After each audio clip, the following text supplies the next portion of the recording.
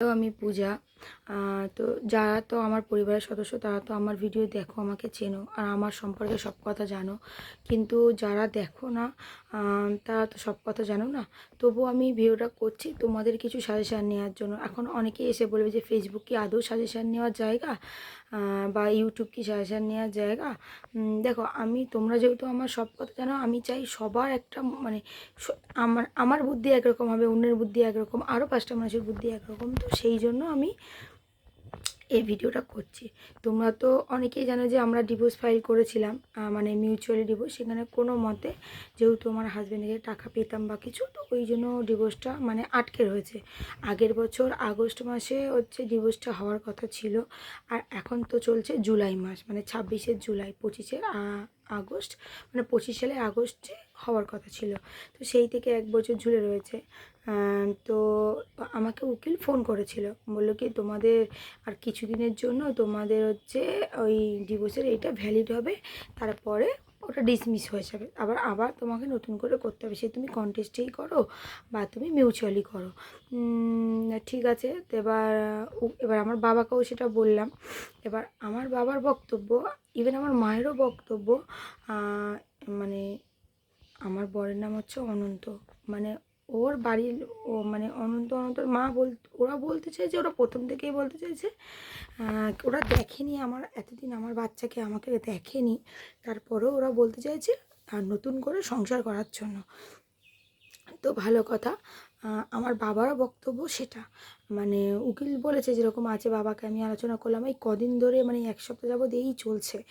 তো বাবা বারবার বলছে যে দেখ, ও ছেড়ে দিলে ও অন্য জায়গায় বিয়ে করবে, তোরও পুরো জীবন পড়ে আছে, তুই ছেলেটাকে মানুষ করবি একা অনেক কষ্টের মধ্যে, এই ওই তাই তা, তোরও তো নতুন কিছু ভাবতে হবে বা কিছু।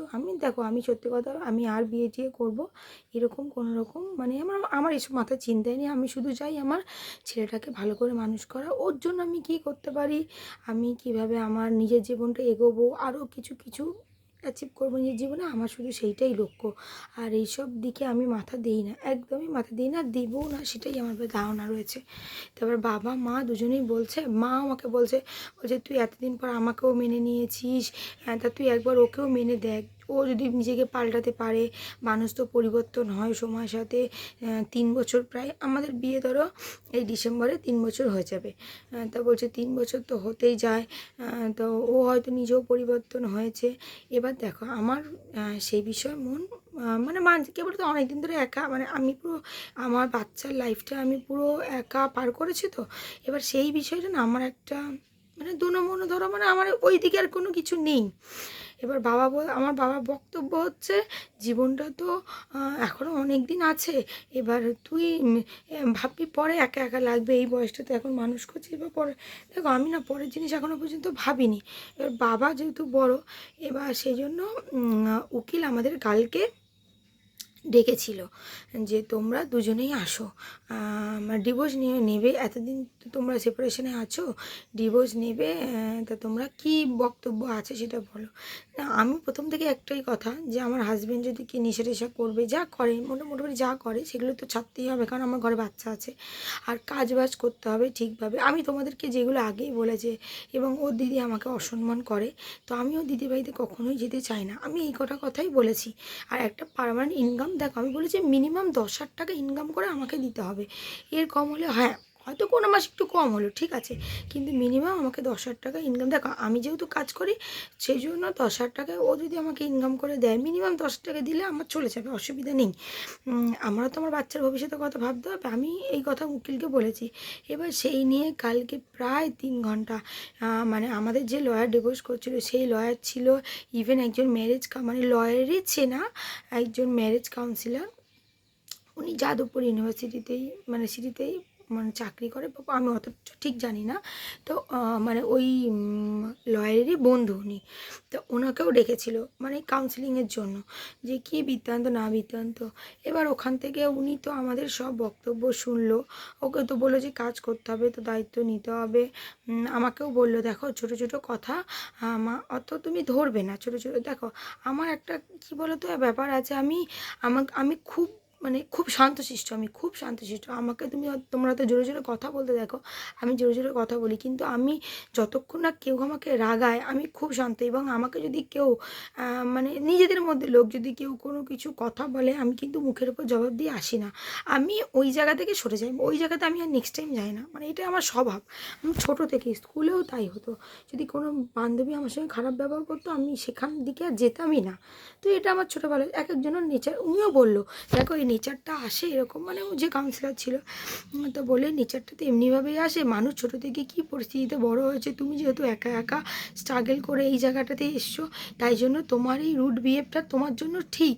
কিন্তু এবার উনি আমাকে অনেক কথা বললো, অনেক কিছু বুঝালো, যে তোমাদের কাছে ডিভোর্সের অপশান আছে, তোমরা হচ্ছে আবার এক জায়গায় থাকো কিছুদিন থেকে, তোমরা তো প্রথম থেকেই আলাদা থেকেছো, এক জায়গায় থাকো, এখন তোমাদের একটা বাচ্চা হয়েছে, তোমরা ডিভোর্স মানে শুধু ডিভোর্স বলছে, আমরা তো এই কাউন্সিলিংগুলো করি, ডিভোর্স মানে তোমাদের দুজনের ডিভোর্স হয়ে যাবে, বাচ্চার তো ডিভোর্স হয় না। এবার ওর বাবাও ধরো বাচ্চার ডিভোর্সের সঙ্গে নাকি বাচ্চার কাস্টাডির কোনো সম্পর্ক নেই, ওটা নাকি 125 কিছু একটা ধারা আছে, ওটাতে আবার কেস করতে হবে যে বাচ্চাকে তুমি দেখতে দেবে কি দেবে না, ওটা কোর্ট থেকে বলবে হ্যাঁ তো মাসে একবার দুবার তোমাকে দেখতে দিতে হবে, বা ও যদি কেস করে ওকে ওকে টাকা পয়সা, তুমি যদি কেস করো ওকেও টাকা পয়সা দিতে হবে, এতে বাচ্চার একটা মেন্টালি প্রেশার পড়বে। তা তোমাদের ডিভোর্সের অপশান সবসময় খোলা আছে, তুমি আজকে নিলেও, তুমি যেগুলো এত বছর তোমরা নাওনি, এত বছর যেগুলো আটকে পড়েছিল, তা আমাদের কথা শুনে অন্তত আরও 2-3টে মাস তোমরা চেষ্টা করো। চেষ্টা করতে বলছে, আমাকে বলছে তুমি তো আলাদা জায়গায় প্রেম করছো না, বা ও আলাদা জায়গায় কিছু করছে না, তাহলে তোমরা 2-4টে মাস চেষ্টা করো, যদি তোমার মনে হয় যে না তুমি সংসার করতে পারবে। বলছে দূর থেকে তো ফোনে ফোনে কথা বলে ঝগড়া হবে, ফোনে ফোনে কথা বলে কিছু হবে না, তুমি একটা মানুষের সঙ্গে যখন থাকবে তখনই তোমরা বুঝবে। কারণ দেখো আমরা বেসিক্যালি সংসার করেছি ধরতে গেলে 2.5 মাস মতো, তো তার মধ্যে আমাদের এত অশান্তি, তারপর তো আমরা তো আলাদা হয়ে গেছি, তোমরা জানো আমি প্রেগনেন্সিতে পুরো একা কাটিয়েছি, তার মধ্যে প্রচুর ঝামেলা ঝাঁটি, আমি মেন্টাল প্রেশারে এবার আমি না মানে বাবাকেও এসে বললাম, বাবা বলছে হ্যাঁ তুই আরও 2-3টে মাস থাক, সময় দে, সুযোগ দে, তারপরে যদি তোর মনে হয় যে না ও কিছু করছে না, আগের থেকে কোনো ইমপ্রুভমেন্ট ওর হয়নি, তুই তোর ডিভোর্স নিয়ে নিবি। এবার কি বলো তো, আমি মানে এতটা দিন আমি একা আছি, তো আমি না ভেবে উঠতে পারছি না যে আদৌ কি আমি ওকে আবার সুযোগ দেব, আবার আমার বাড়িতে নিয়ে আসব। এখন ওকেও আমি ভাবতে সময়, মানে ওকেও উকিল ভাবতে সময় দিয়েছে, এখন আমাদের কিছু ডিসিশন হয়নি, আমাকেও ভাবতে সময় দিয়েছে। এবার আমি কি করব আমি ঠিক বুঝে উঠতে পারছি না। মানে আমার বন্ধু বান্ধবীকেও বললাম, তারাও বলছে হ্যাঁ তুই একবার সুযোগ দে।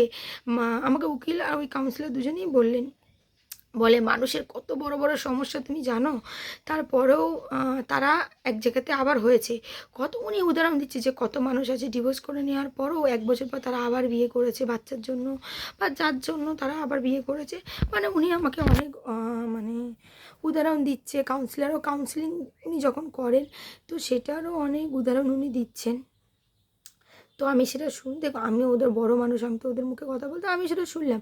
ওরা আমাকে বলছে তুমি বাড়ি যাও, নাও। এবার আমার কী বলো তো, বাবা মা আর আমার কয়েকটা বান্ধবী, তোমরা তো চেনো, রিঙ্কু, প্রিয়া, এরা ছাড়া আমার এমন কোনো বান্ধবী বা কাছের মানুষ নেই যাদের থেকে আমি শুনবো। এবার ওরা দুজনেই বলছে, ইভেন আমার আর একটা বান্ধবীরও ওরকম হাজব্যান্ড অন্য জায়গায় পরকীয়া করে, তারপরেও ও সংসারটা বাঁচানোর চেষ্টা করছে।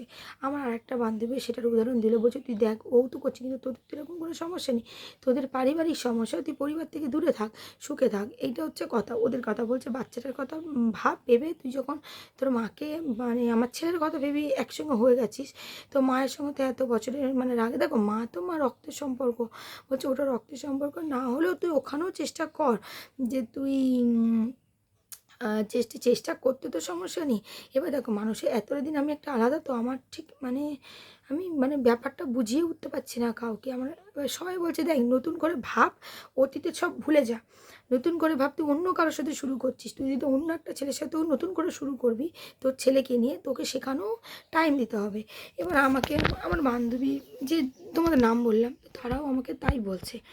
এবার আমি না মানে ভাবছি আরও, এবার আমি কাকে জিজ্ঞেস করব, আমি মানে আমার এত তো সার্কেল নেই কাউকে। আর দেখো আমি আমার সেলাই যেসব যাদের বাড়িতে আমি যাই তাদের সঙ্গে আমি শেয়ার করতে পারি, মানে পারি না তেমন নয়, কিন্তু আমি না ঠিক শেয়ার করতে চাইছি না। আমি জানি দেখো তারা আমাকে চেনে, তো তারা আমার হয়েই কথা বলবে, বা ও যে কেউ হয়তো ওর হয়ে কথা। আমি চাই দেখো আমি তোমাদের কাছে এটাই বলছি, তো এখানে অনেক আমার থেকে আমার মায়ের বয়সী, দিদার বয়সী, আমার দিদি, মানে সবার আমার থেকে অনেক বড় বড় মানুষ আছে যারা আমাকে আমার ভিডিও দেখে, আমার ছেলেকে তারা খুব ভালোবাসে এবং তারা আমাকে সবসময় ভালো সাজেশান দেয়। আমি কখনোই কিন্তু তাদের কোনো কমেন্টে মানে আমি খারাপ ভাবি না।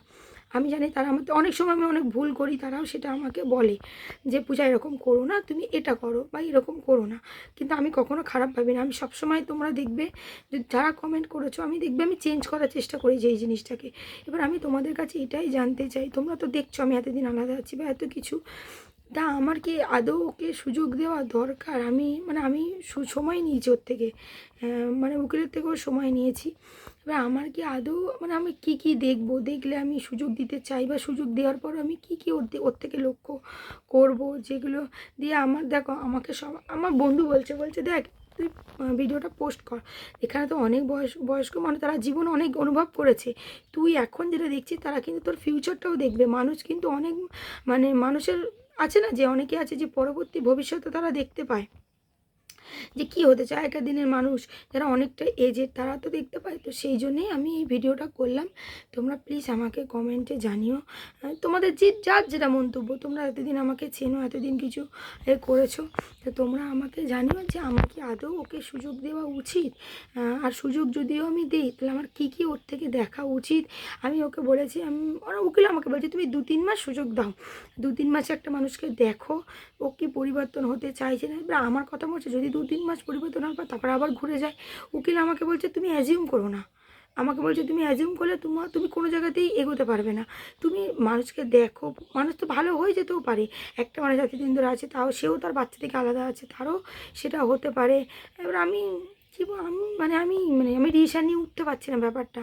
দেখো আমার বাবা মা আমার বন্ধুবান্ধব তো চায় আমি আবার সুযোগ দিই, ঠিক আছে, ওরা সবাই চায় যে আমি আবার সুযোগ দিই, কিন্তু আমি নিজে ঠিক ভেবে উঠতে পারছি না। এবার আমাকে তোমরা যারা প্রথম থেকে আমার ভিডিও দেখো, আমার সব ঘটনা জানো, তারা প্লিজ আমাকে একটু সাজেশন করো যে আমার কী করা উচিত, বা আমি সুযোগ দিই যদিও দিই তাহলে আমার কী কী দেখা উচিত।